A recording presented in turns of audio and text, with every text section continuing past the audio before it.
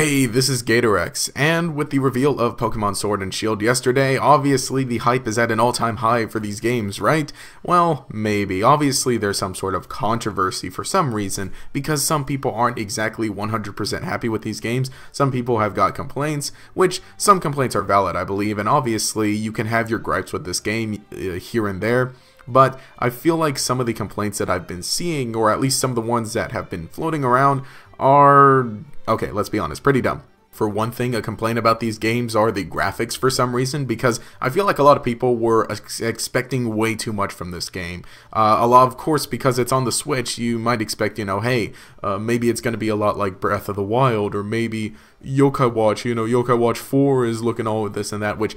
Okay, honestly, I think these games look great. They look amazing. I mentioned it in my trailer breakdown, in that I think that these graphics are kind of the perfect step. Let's Go Pikachu and Eevee, I think, looked really good, of course. Obviously, a lot of the style was kind of chibified for the sake of it being different, obviously, because it was, Let's Go Pikachu and Eevee, rather than like a big main series game, which, well, those games were main series, but they were like offshoot main series, or like secondary series. I don't know. Point is, these games I think look really great. Obviously, you can have your different opinions on things here and there. And, in terms of like how things look, it's very subjective. And unfortunately, I can't really play this because it gets blocked worldwide. But point is, I think like just even still screenshots are enough to communicate like how good this game looks. And, I didn't mention it, but the fan game Temtem, right, which we've been looking at, and I think I mentioned it briefly. I said, this game looks really good. Obviously, it's kind of like at the same level or so as Let's Go Pikachu and Eevee, give or take, maybe less. Obviously, it's a smaller studio creating it, and if you don't know, by the way, I'll try to link that. But it's basically a game that's made by Pokemon fans that's very similar to Pokemon, even though it's not necessarily Pokemon. But obviously, I feel like this game really puts Temtem to shame, or...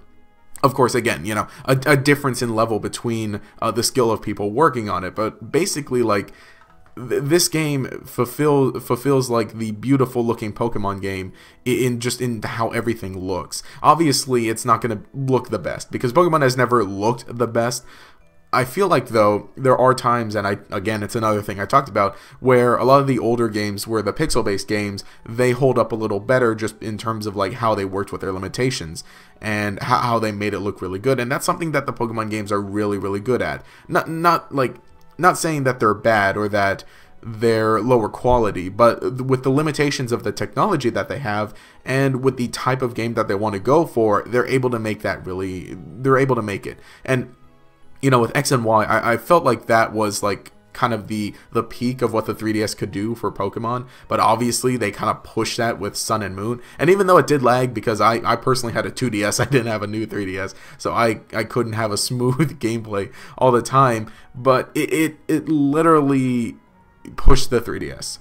And these aren't necessarily pushing the Switch in terms of graphics, at least. Obviously, there are some other games on there that just make my Switch just automatically turn into overdrive and sound like a jet engine going, and I hope Pokemon doesn't do that, because that might put a damper on things. But Pokemon, obviously, they do fine with the graphics, and no, this looks so good, obviously. And again, it's not going to look beautiful. Pokemon has never really looked amazing. It's never really looked good, but... And I'm not saying that this is the best that they can do, because I obviously think that, Game Freak works really hard and they could make it look so good. Well, okay, for this for one thing. This scene right here, which again, if you see it in motion, it's a little bit...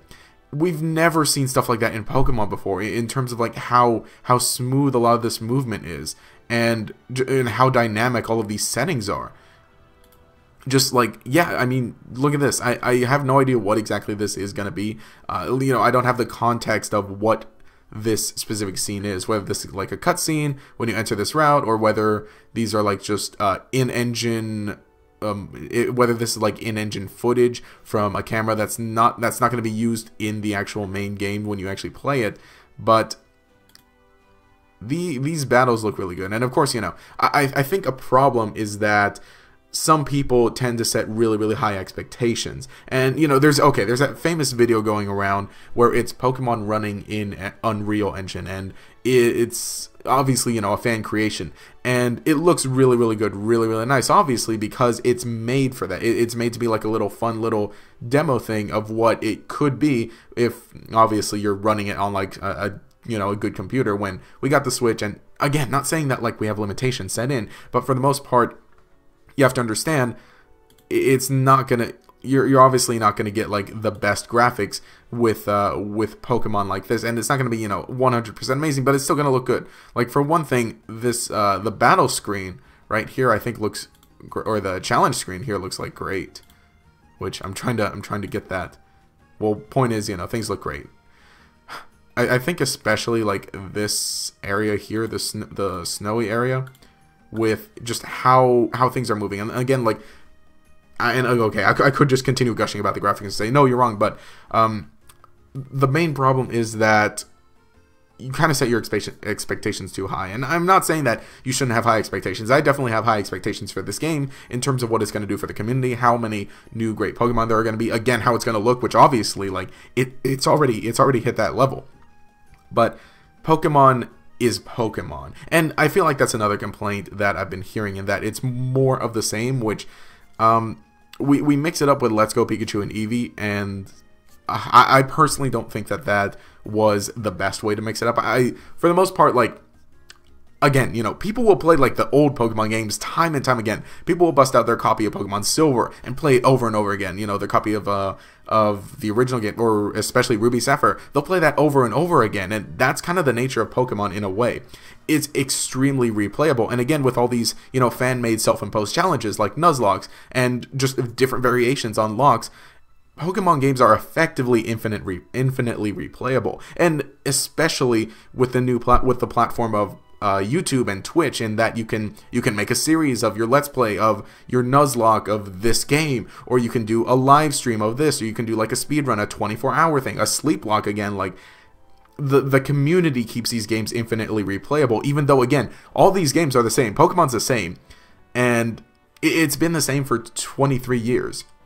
And, I did mention this kind of in different discussions where I talk about spin-off games, right? Spin-off games are basically your way of seeing something different in Pokemon, right?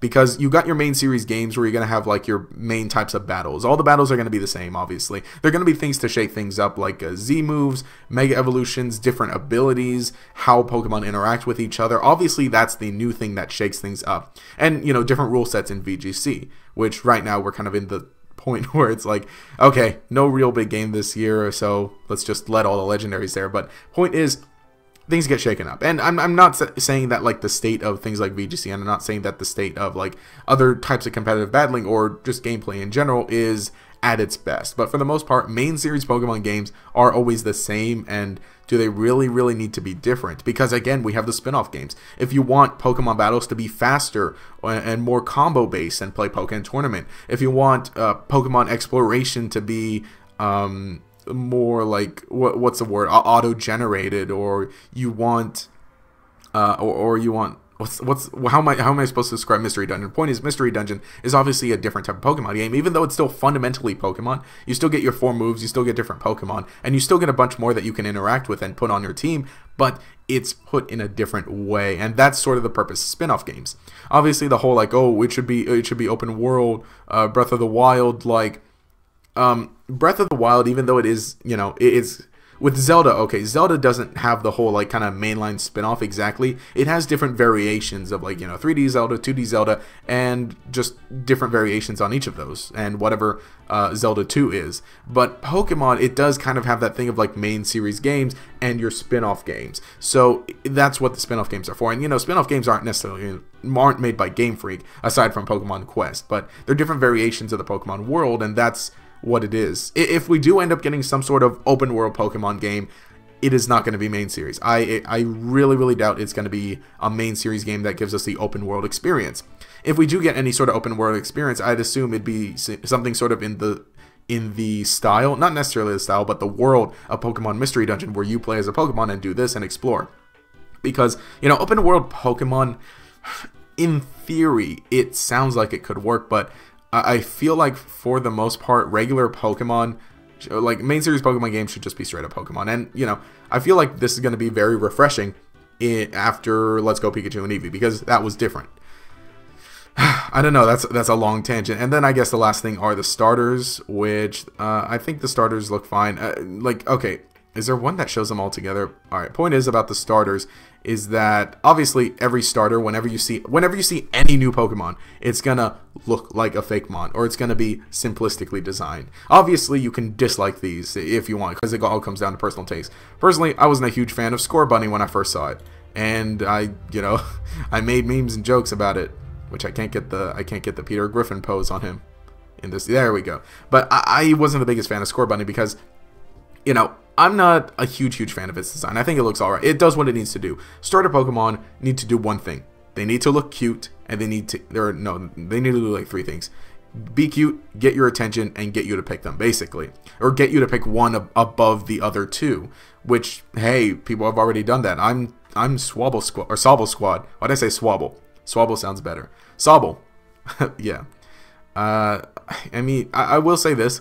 I think that overall, comparatively, like compared to other starter Pokemon where like all 3 of them were really good, I think like Generation 1 does a good job of like every Pokemon being like pretty, all 3 of them being pretty good, although I think Charmander is still kind of like, okay, every generation has its favorite, obviously, but basically like every set of starters, if you look at them all, you can kind of see how like they all have their appeal, and you would want to pick one. Obviously, when it gets to like the final evolutions, I think it comes to like some of them are definitely better than others, like definitely better designed, better battle wise, but the first ones, they're always going to be good. They're always going to be basic, which that's just what they need to do. And again, you could not like these, you could dislike them, you could have your opinions, because that's the great thing about opinions, is that everyone can have one.